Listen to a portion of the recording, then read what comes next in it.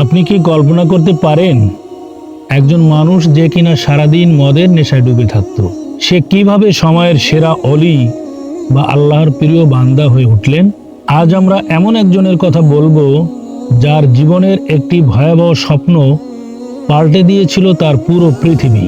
তিনি হলেন বিখ্যাত সাধক মালেক বিন দিনার।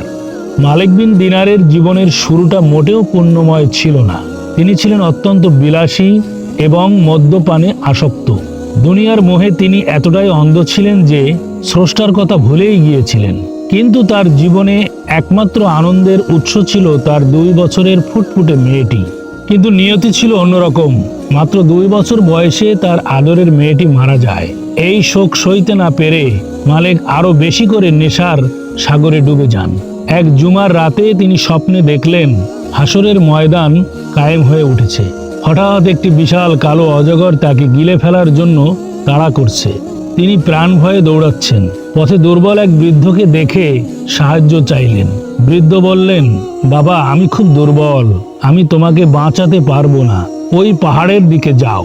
পাহাড়ে পৌঁছাতেই তিনি দেখলেন তার সেই ছোট্ট মেয়েটি দাঁড়িয়ে আছে।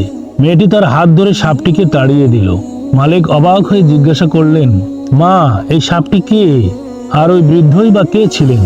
মেয়েটি উত্তর দিল, বাবা, ওই অজগরটি হলো তোমার জীবনের বিশাল পাহাড় সমান গুনাহ, যা তোমাকে জাহান্নামে নিয়ে যাচ্ছিল। আর ওই বৃদ্ধ লোকটি ছিল তোমার সামান্য কিছু নেক আমল, যা এতই দুর্বল ছিল যে তোমার পাপের কাছে হেরে যাচ্ছিল।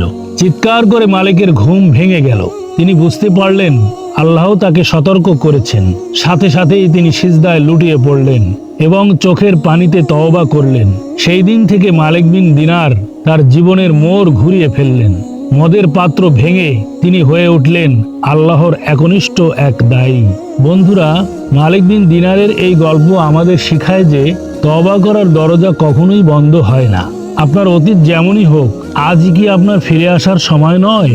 ভিডিওটি ভালো লাগলে শেয়ার করুন এবং এই ধরনের আরো অনুপ্রেরণামূলক গল্প পেতে সাবস্ক্রাইব করুন। আল্লাহ হাফেজ।